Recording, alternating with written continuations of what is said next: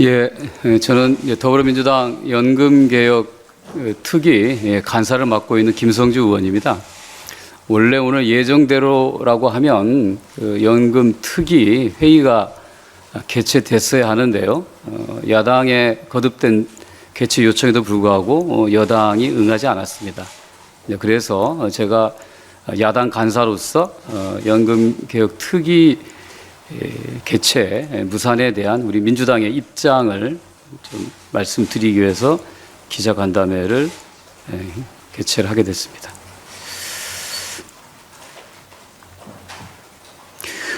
합의가 안 되어서 무산된 것이 아닙니다. 사실은 지난 그 주영 위원장과 여야 간사의 무산 기자회견은 소득 대출과 보험료율에 대한 의견들을 저희가 여러 가지 복수 의견들을 내놓고 계속 시뮬레이션하고 하나씩 좀 의견이 멀다고 하는 것은 하나씩 제외하면서 가장 좁혀진 최종적인 두 개의 안을 놓고 이제 거의 다 왔으니 이 내용을 공개하고 마지막 더 노력하겠다고 하는 것을 밝히기 위한 기자회견이었습니다. 이제 그 자리에서 갑자기 주호영 위원장께서 2% 차이 때문에 무산됐다라고 선언하면서 이게 난관이 생긴 겁니다. 그 다음은 이 윤석열 대통령의 기자회견에서 연금 개혁을 22대로 넘겨라고 하는 말에 따라서 그 후에 모든 논의가 멈춰버린 것입니다.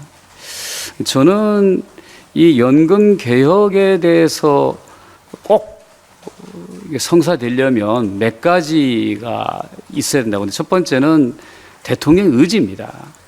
대통령의 의지 없이 연금 개혁이 추진될 수 없는 겁니다. 그 얘기는 다시 바꿔서 말하면 정부의 강력한 추진 없이 연금 개혁은 불가능하다는 겁니다. 지금까지 성공한 여러 차례 연금 개혁, 김대중 노무현 정부의 국민연금 개혁과 박근혜 정부의 공무원연금 개혁은 다들 대통령과 정부가 강력한 의지를 가지고 추진한 것입니다. 그런데 윤석열 정부는 대통령의 여러 차례의 언급에도 불구하고 지금까지 여러분들께 잘 알다시피 그다지 의지를 보이지 않고 국회에다가 모든 논의를 맡긴 것입니다. 이러한 태도를 가지고서 과연 연금 개혁이 가능할지 그런 의문을 가졌습니다만 그래도 모든 걸 국회에게 맡긴 상태에서 국회가 충실히 논의에 이르고 합의하면 저는 당연히 대통령도 받아들일 거라고 생각한 것입니다. 그것이 잘 되지 못했기 때문에 지금 연금 개혁은 자초의 위기에 놓인 것입니다. 이제 남아 있는 몇 가지 가능성이 있습니다. 저는 두 개의 길이 있다고 보는데요. 첫 번째는 대통령의 결단입니다. 대통령이 국회가 연금 개혁에 합의하면 그걸 받아들이겠다고 하는 대통령의 입장 표명이 필요합니다. 대통령이 22대로 넘기라고 한 상태에서 여당이 움직일 수가 없습니다. 여당의 결단을 위해서라도 대통령의 언급 표명이 필요합니다. 오늘 이재명 대표께서 아주 좋은 제안을 해주셨습니다. 만약에 연금 개혁을 위해서라면 여야 영수회담을 제안할 용의가 있다고 한 것입니다. 역시 21대 국회에서 반드시 처리해야 된다고 하는 강력한 의지를 담은 제안입니다. 또 하나, 만약에 대통령이 구체적인 언급 안 하다 하더라도 이제는 여당의 용기입니다.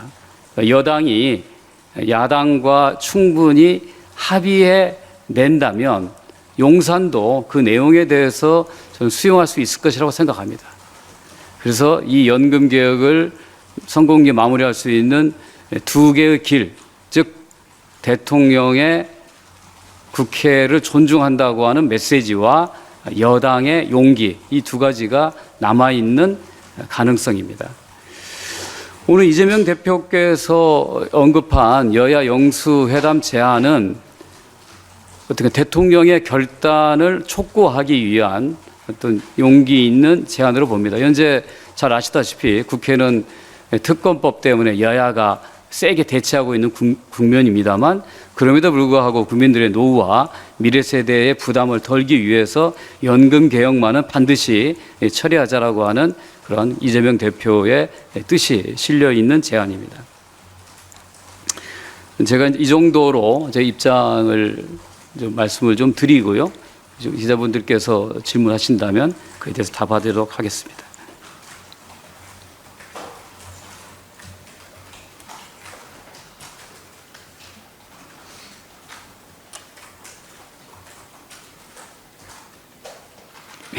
네. 국민의힘에서 소득대출 44%를 제안했는데 이걸 받으실 의향도 있으신 건지. 예, 제가 여러 차례 말씀드렸지만 연금 개혁은 수치의 문제가 아니라 의지와 결단의 문제라고 했습니다. 정말 여당이 진지하게 협상에 응해서 21대 국회 내에 연금 개혁을 마무리할 의지가 있다고 한다면 그러면 우리는 진지한 협상에 당연히 임할 것입니다.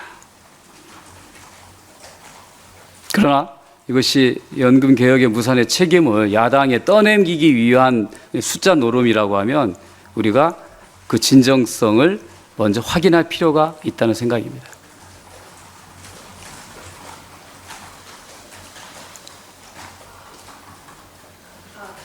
이재명 대표께서는 고령률 13%랑 소득대출 45% 방안을 용정부가 제시해서 아니라고 하는데 정부가 실제로 이걸 제시했었던 거예요? 저희가 이제 그동안에 여야와 정부 사이에 있었던 비공식적인 제안들을 여기서 다 밝히지는 않겠습니다만 저희가 다 기록으로 문서로 남겨놓은 게 있습니다. 저는 여러 번 말씀드렸지만 이번 연금 개혁에서의 모수 개혁의 중요한 수치의 기준점을 얘기하려면 현재 보험료율 9%와 소득대출 40%가 제일 기준이 되는 거고요. 그다음에 전문가들과 이해관계자들의 협의를 거쳐서 공론화위에서 다수안을 선택한 13%와 50% 안이 두 번째 기준이 될 것입니다. 저희는 첫 번째 기준과 두 번째 기준 사이에서 보험료율 15%의 소득대출 50%를 제한한 겁니다. 왜 50%냐? 그거는 여러 차례 말씀드렸다시피 국제기구나 국민들이 최소한 평균 생애소득의 반절 정도는 있어야 노후소득이 가능하다라고 하는 그러한 방침에 따른 것이기도 하고 또 이번에 공론화위에서 다수안을 채택한 것이기 때문에 50%를 지키고 싶었습니다. 그런데 이제 그 50% 지키려고 하면 재정 문제에 대한 부담을 역시 떨어뜨릴 수 없다는 것 때문에 오히려 보험료율을 15%로 올리는 15에 50 안을 제안한 겁니다.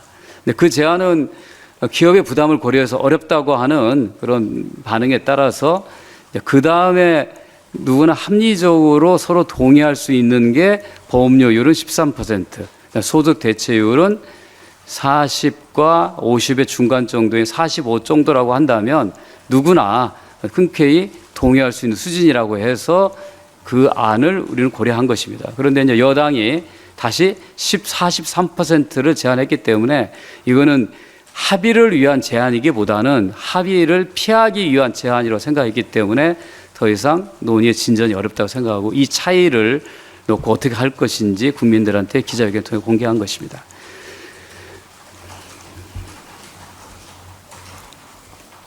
이게 13회 45 안이 누구의 제안이었냐라고 하는 거는 공통된 제안 속에 있었던 거고 그거는 정부가 굉장히 진지하게 고려한 대안의 하나였다 이렇게 말씀드립니다.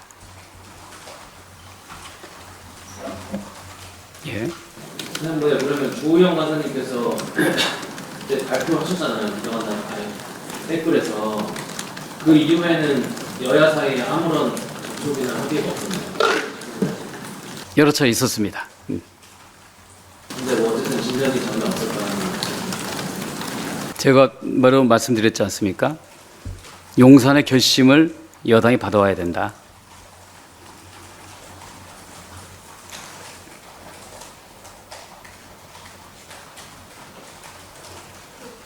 그러면은 여당에서도 그때 당시 기자회견 간담회를 했을 당시까지는 소득 대체율을 조금 더 양보하더라도 합의를 이뤄낼 정도의 의향은 야당한테 보여줬었잖아요. 최소한 여야 간사는 같은 생각이었습니다. 저는 뭐 조용 위원장도 같은 생각이었을 것이라고 믿고 있습니다. 의원님, 그럼 국민의힘 지도부가 21대 국회에서 연금개혁 처리를 약속을 할 경우에는 국민의힘이 제시한 44%가 안도 받아들일 용의가 있습니다. 그러니까 제가 이 연금 개혁이 21대 며칠 남은 기간 동안에 처리될 수 있으려면 두 개의 길이 있다고 했습니다. 하나는 윤석열 대통령께서 기자회견 때 22대로 넘기라고 하는 말을 철회를 하든지, 아니면 그럼에도 불구하고 여야가 합의해 오면 존중하고 받아주겠다. 즉 거부권 행사 않겠다. 이런 언급이 필요한 거고요. 그게 제일 좋은 방법입니다. 그래서 이제 우리 이재명 대표가 여야 영수회담을 제안한 거고요. 이제 두 번째는 윤석열 대통령이 22대로 넘기라는 뜻이 확고하다고 하더라도 여당이 용기를 내서 국회 입법기관의 책무에 따라서 여야가 합의해내는 것입니다. 저는 이렇게 한다면 아마 윤석열 대통령도 잘했다고 칭찬해 줄 것이고 국민들도 잘했다고 박수를 칠 것입니다. 이 두 가지 길에 대해서 응답을 요청하기 위해서 제가 기자회견을 연 것입니다. 예. 유경수 간사께서는 합의가 안 되는 이유가 그 44%를 야당이 받지를 않아서 그러는 것이지, 그게 뭐 용산과 상관없이 44%를 마지노선으로 받으면 합의를 할 수 있다고 했는데, 근데 그 어떤 점 때문에 용산의 의지 때문에 합의가 안 되는 것이라고 보시는지 궁금합니다.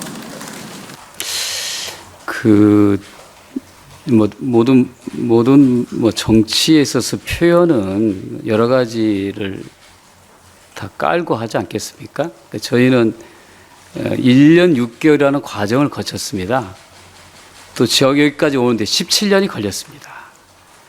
최종적인 결단의 순간에 무엇이 작용하느냐, 과연 1% 수치의 문제냐, 아니면 여야 간사의 합의의 문제냐, 이걸 묻는 겁니다. 그러니까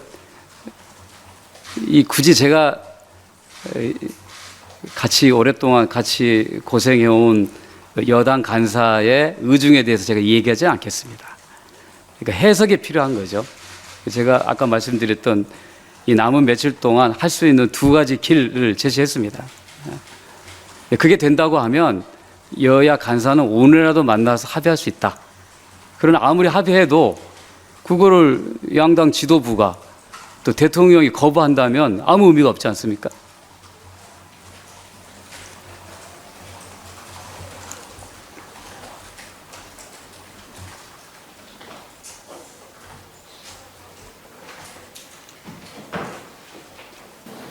왜 22대 국회고 대통령이 미루자고 했어요? 어떤 이유로 윤석열 대통령이 22대 국회고 연금개혁을 미뤘습니까? 저도 사실은 그 부분은 좀 궁금합니다. 진짜 한번 묻고 싶은데요. 그 연금 개혁은 굉장히 오랜 시기에 걸쳐서 완성됩니다. 그게 어렵기 때문에 지난 17년 동안 5 정부가 거쳤고 국회도 여러 번 있었습니다만 문턱을 못 넘은 거거든요. 그래서 저는 과거 연금 개혁이 왜 실패했는가, 정부가 주도를 하다 보니 이 정치적인 반대 프레임에 항상 놓이기 때문에 이 정쟁을 벗어나서 여야가 협치하지 않으면 불가능하다라고 하는 걸 제가 깨달은 것입니다. 그래서 이번에 사실은 국회 연금특위를 설치하자는 제안은 여당의 제안이었고 야당이 받아들여서 지금까지 서로 다투지 않고 정쟁에 빠지지 않고 전문가 논의와 이해 당사자들의 요구, 그리고 500명의 국민 수기단의 판단을 기다린 겁니다. 그래서 그 판단의 결과가 나왔기 때문에 국회가 본격적인 입법 논의에 들어간 겁니다. 그 어느 때보다도 질서 있게 시끄럽지 않게 갈등 없이 잘 온 거거든요. 아주 모범적인 사례입니다. 조금만 더 가면 그동안 17년 동안 어느 정부도 하지 못했던 일을 윤석열 정부가 해내는 그 순간에 왜 이거를 거부했는지 저도 정말 이해가 되지 않습니다. 연금개혁은 추진하는 정부에 굉장히 부담스럽습니다. 왜냐하면 보험료 인상을 수반하거든요.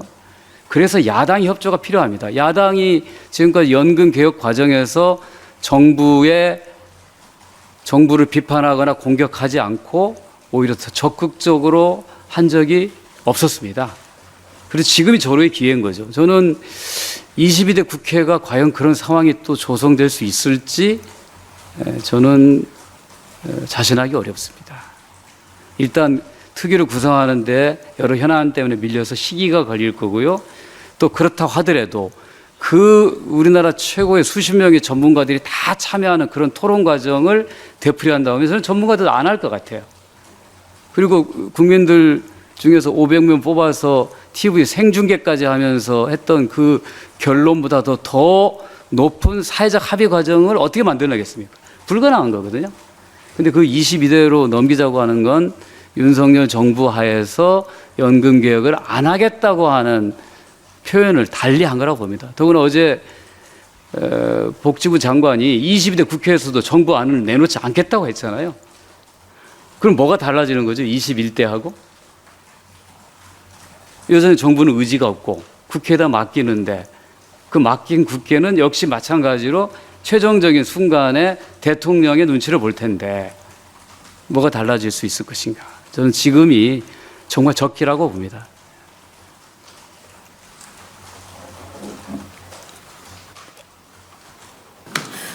지금 28일 마지막 본회의를 앞두고 최혜병 특검법이 이제 분명히 올라오는데 그걸로 이제 아직 안건 합의도 제대로 안 됐고 그다음에 여당에서 또 보이콧 가능성도 열어뒀는데 이번 연금개혁안이 본회의에 올라가서 예, 그래서 제가 어제 이제 김준표 국회의장께 여야 대표 또는 원내대표의 중재를 좀 요청을 좀 한 겁니다.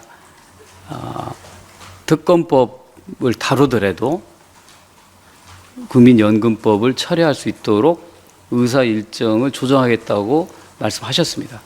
만약에 뭐 예를 들어서 저희가 오늘 이 내용을 제안을 했기 때문에 여당이 호응해서 여야가 합의한다면 내일 특위를 열어서 처리할 수도 있을 거고요. 그게 안 된다면 월요일, 그것이 안 된다면 28일 날 오전에라도 연금 특위를 열어서 처리하면 의장께서는 의사 일정을 중간에 중단하고 연금 법안을 처리하겠다고 하셨습니다. 그러니까 아까 얘기했던 두 가지 조건만 돼서 여당이 호응한다면 저희는 이미 법안 내용도 다 준비되어 있습니다. 검토 다 되어 있습니다.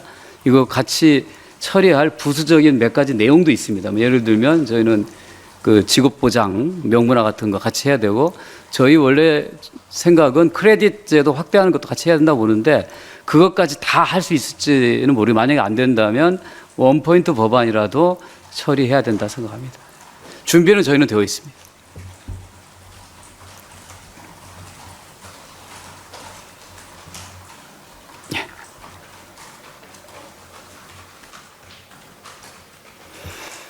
예, 이제 마지막으로 저는 이제 우리 언론인들한테 이제 호소합니다. 사실 저는 어떻게 보면 이제 임무가 얼마 남지 않았습니다. 저도 꼭 연금 개혁의 임무는 잘 마치고 시민으로 돌아가고 싶었습니다. 다 된 듯 했는데 좌절해서 사실은 저도 실망이 큽니다. 몇 번이나 그냥 포기할까도 생각했는데 자다가 깨어서 곰곰이 생각해 보면 포기할 수가 없었습니다. 우리 국민들의 노후를 위해서 또 미래 세대의 부담을 덜어주기 위해서 반드시 21대 국회에 처리해야 된다. 하루가 늦어지면 늦어질수록 그만큼 부담은 커진다는 생각에 또 마지막 희망의 불씨를 살리기 위해서 국회의장님과 우리 이재명 대표님께 요청했습니다. 두 분은 다 흔쾌히 수용을 하셨습니다. 이제는 윤석열 대통령과 여당이 응답할 차례입니다. 꼭 우리 언론인들께서도 21대 국회가 최악의 국회라고는 비난을 받아왔지만 이번에 연금 개혁에 극적으로 타협함으로써 국회의 존재 이유, 정치의 필요성에 대해서 국민들한테 자신 있게 이야기할 수 있는 마지막 기회를 살릴 수 있도록 도와주시기 바랍니다. 예.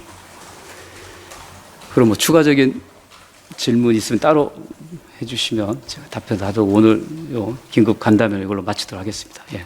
여러분 고맙습니다. 잘 부탁드리겠습니다.